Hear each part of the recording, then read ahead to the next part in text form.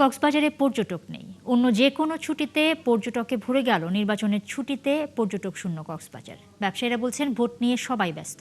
কামরুল ইসলাম মিন্টুর প্রতিবেদনে বিস্তারিত। Cox's Bazar iconic rail স্টেশনের মঙ্গলবার রাতের দৃশ্য। বেড়াতে আসা সব পর্যটক অপেক্ষা করছেন ট্রেনের জন্য। সবার খুব তাড়া, গন্তব্যে পৌঁছাতে হবে ভোটের আগে। জানালেন বহুদিন পর নির্বাচনে অংশ নিতে হবে। আমার ভাই বোন ফ্যামিলিকে নিয়ে ঘুরতে আসছিলাম, তো কালকে তো পরশুদিন ভোটাভুটি, এই জন্য আমরা বাড়িতে ফিরে যাচ্ছি আর কি। অনেক ভালো অনুভূতি, দেশের ভালো চাই আমরা সবাই। এখনো তো ভালো পরিবেশ, ভালোই দেখা যাচ্ছে। সারা বছর পর্যটকে মুখর থাকা সৈকত এখন পর্যটক শূন্য। মঙ্গলবার দুপুরে সৈকতে হাতে গোনা কয়েকজন পর্যটক থাকলেও পুরো এলাকায় ছিল শুনশান নীরবতা। কারণ সামনে নির্বাচন আছে, এই কারণে এমনকি আমাদের ব্যালেন্সও মোটামুটি শেষ হয়েছে।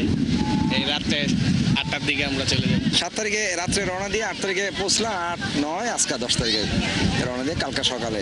পরশু তো ভোট, যেহেতু নির্বাচন 12 ফেব্রুয়ারি নির্বাচন, এই জন্য আমরা আবার চলে যাব। ভোটের প্রভাব সরাসরি পড়েছে সৈকত পাড়ের জীবিকায়।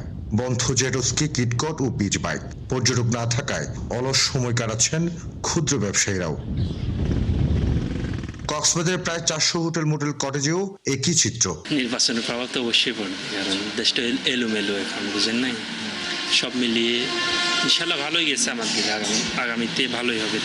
ভোটের আগ্রহ অবশ্যই আছে, ভোটের কারণে অনেক আসতেছে না, আবার যারা ছিল ওনারাও চলে যাচ্ছে আর কি।